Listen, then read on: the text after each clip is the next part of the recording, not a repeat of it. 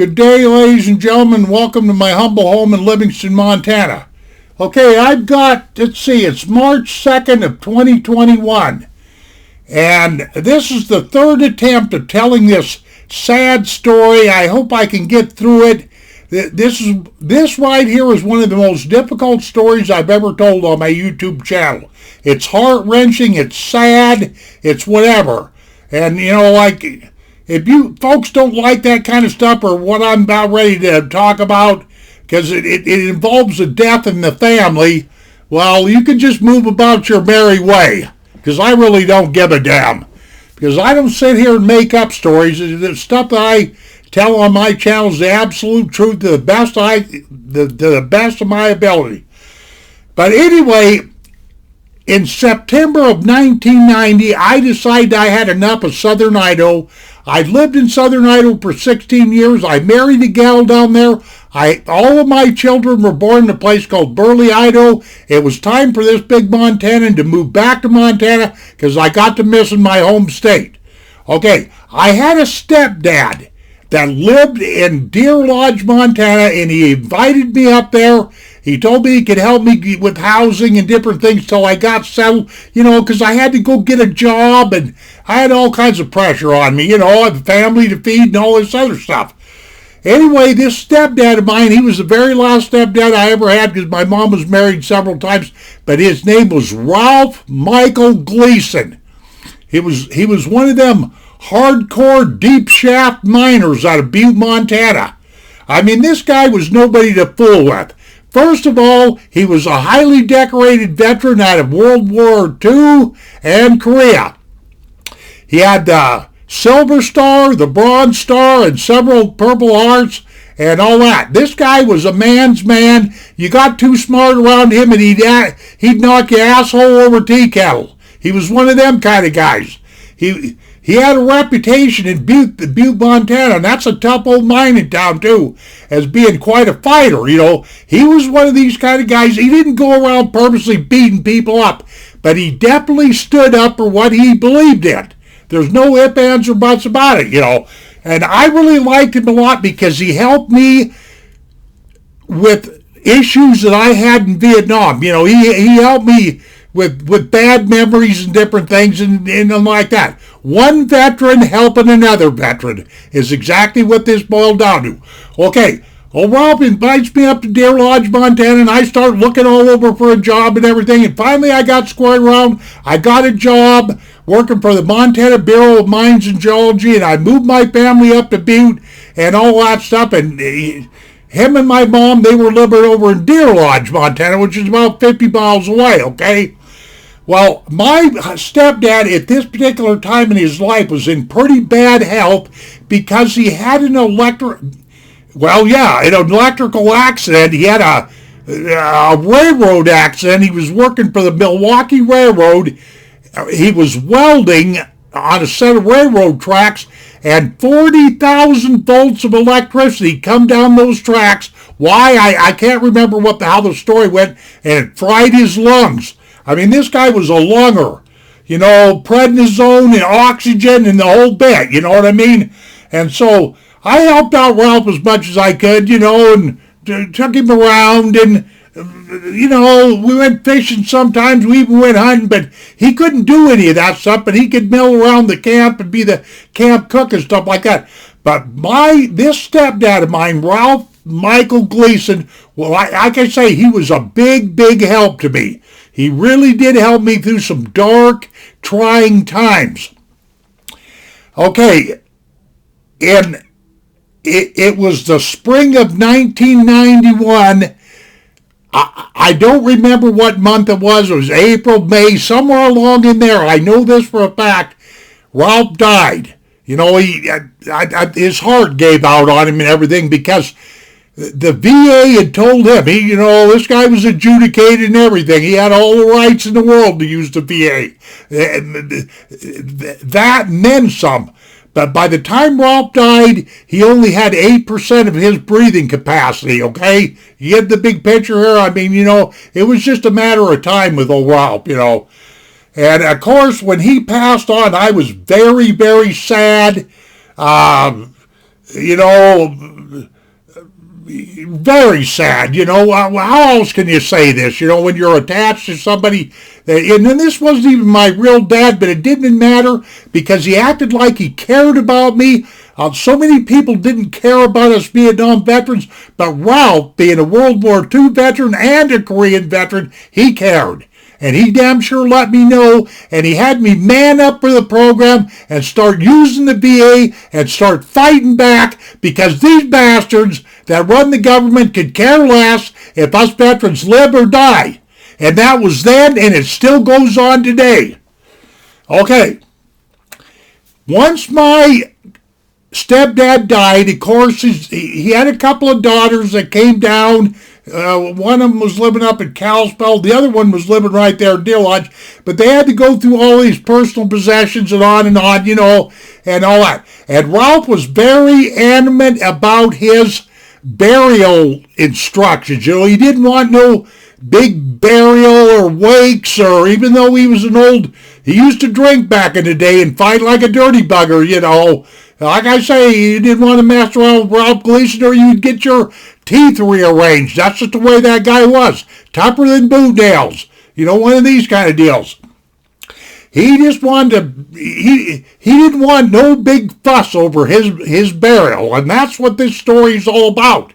Okay, one of the stipulations is, he had all kinds of stipulations, but one of his stipulations was that he wanted to be cremated, and all that, and then his ashes put in his family burial plot that his mom and dad started, and that burial area, that cemetery, was in Mount Olivet in Anaconda, Montana, which wasn't very far from Deer Lodge, But the thing of it is, he had to have his body shipped off, and I don't know if it was the VA that cremated him, but I don't know.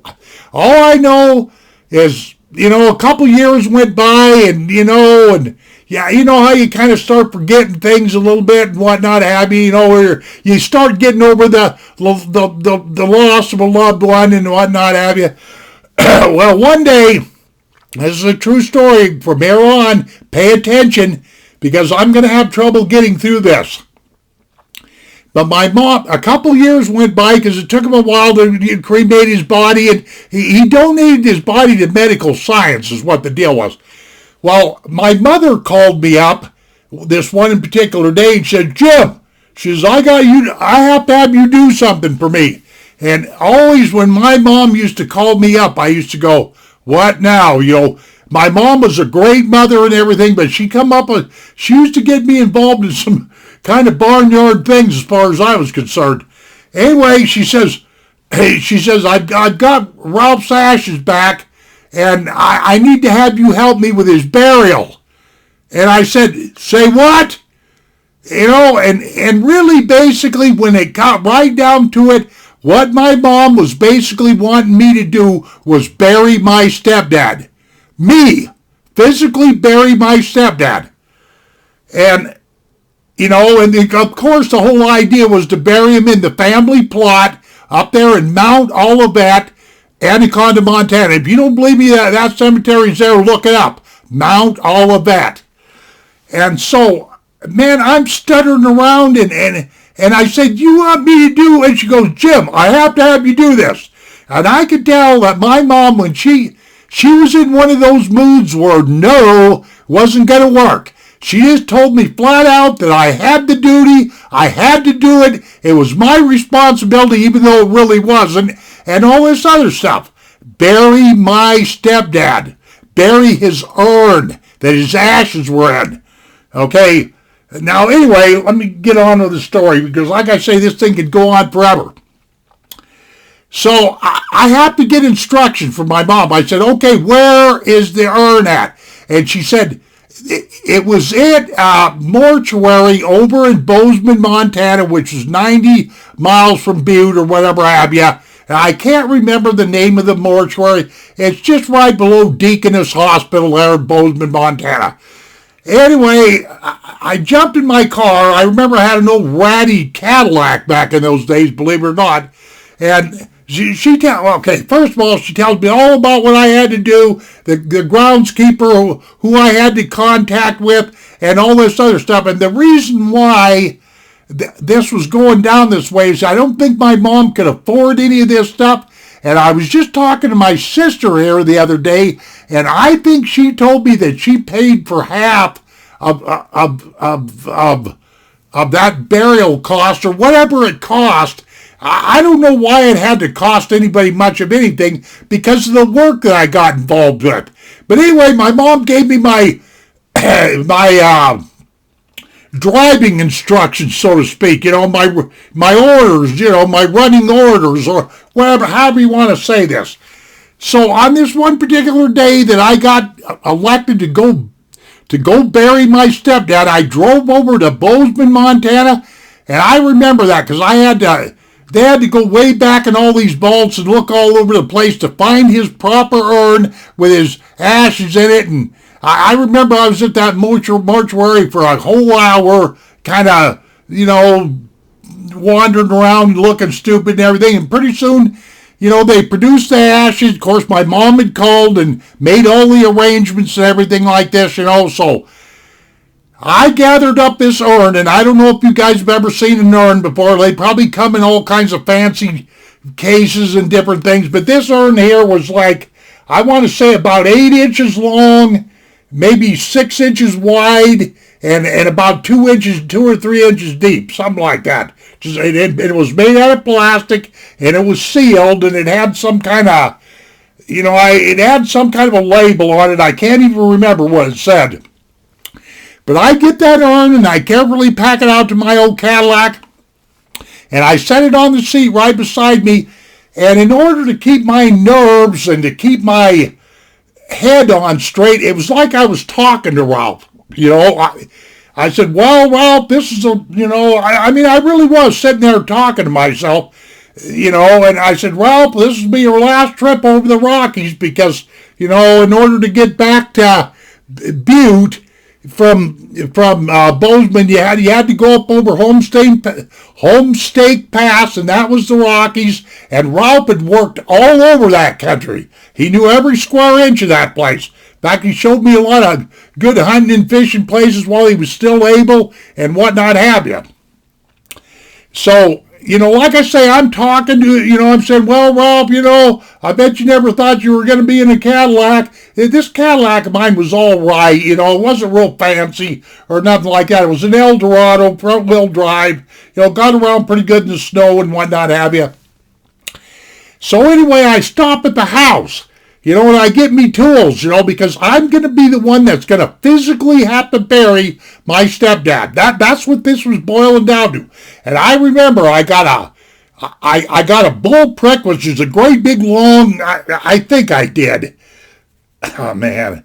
A bull prick is a great big long pry. It's got a little pry bar on the end and a pointed bar on the other, and it's real good for busting, rock-laden dirt and stuff like that. And I got me a Pulaski. That's a tool that they use for fighting forest fires. It's got a spade on one end and an axe on the other. It's also good for banging into and removing earth. And I got me a small shovel, and I threw all these tools in the back of my Cadillac, okay? And I had relatives, and I want you to key in on this. I actually had relatives, not my family. I was about to drag my kids or my wife in, and my wife was working, and she told me she would be more than glad to give me a hand, but she couldn't get off work. I told her, no, Penny. I said, I'll tough through this the best I can, But I actually had relatives living in Butte that would not help me. I want to make sure, because some of these relatives, they look at this channel of mine, and I want to make sure that I bring some shame on these fools that didn't give me a hand. It's that dang simple. So anyway, okay, from Butte to Anaconda, it's like 24 miles. I took off with Ralph's remains and whatnot have you, and I drive up to Mount Olivet Cemetery, and of course I have no idea where the family burial grounds, a family plot, and all of that stuff is. I have no idea. But I found the groundskeeper, and he came over, and he helped me. We looked around, and we found the Gleason family burial grounds, And this guy, all he really basically told me, he says, okay, he says, the plot is right here. He had me put Ralph's urn on the left-hand side of his mom and dad. And he told me, he said, look, you got to be, on these headstones here, you got to be so far back. I think he told me 18 inches, I think he said. And then he made it very adamant that I had to go at least 3 feet deep. An urn had to be set in 3 feet deep. And of course, as everybody knows, a regular casket, they usually dig them holes 6 foot deep. So I started in. I started in with my plastic and removed all of sod and carefully laid it aside because I'd worked in a cemetery before. I've got stories on my YouTube channel. I knew what the deal was, and I started in with the sweat because that ground was mining ground up in that country. You had a lot of granite in it, a lot of rocks and whatnot have you, and basically I had to, in order to get that urn to go in the hole right, I really had to make a hole that was approximately 2 foot by 2 foot, so I could get it straight down and whatnot have you. And boy, I'm out there, I'm down on my knees, cutting away with that plastic and that shovel and that bull prick and all this other stuff, and sweating my guts out and whatnot have you. And I'll be a son of a gun if I got down exactly 2.5 feet because I had a tape measure with me, and I come up on a 4-inch water line, a 4-inch line, a main line for the grass, the water at the cemetery. And there was no moving this. I wasn't going to dig another hole. I was not going to, even go get that groundskeeper or nothing. And I took that. I took that urn and I wrote out a note saying, Ralph, the family's going to miss you. And I can't even remember what I wrote on that note, but, I just wrote him out a note and told him I loved him. And I signed all of our names, all of us kids' names on there. And I wrapped that note around that urn, and I remember I had a great big black plastic bag, and I put that urn on top of the bag, and I rolled it up just as tight as it could. I think I was doing that stuff just to try to make the urn last a little bit longer, even though it was made out of some really heavy plastic of some kind, So anyway, I took them once I had that little ball of plastic, and then I took some, I know this sounds stupid, but I didn't know what to do here, and I took some tape, a duct tape, and I wrapped it, I wrapped about a half a roll of duct tape around there to try to make this little package as sturdy as I could and everything, and then I laid it down there right on top of that water pipe because there was nothing else I could do. And, of course, naturally, I was down on my knees, and I said a prayer. There was nobody around except for that groundskeeper, and he was way off on the other side of the cemetery and whatnot have you. So I started filling in the hole, and I carefully filled in the hole the best I could. And it was a real sunny day. I remember it was like in May or June or something when I buried him. I remember that all too well. And I filled the grave in, and of course there was a little hump of dirt, but I knew that it would settle, and I put the sod over the top of it and made everything just as neat and as perfect as I could. And it was getting on about 4 o'clock in the afternoon. My day started at 8 o'clock. And it was 4 o'clock by the time I got my stepdad's urn buried. And did I have any help? No, I did it all by myself. But while I was there, while I was down on my knees, I took a look around, while the sweat was running down my face. And I said, isn't this some kind of shit?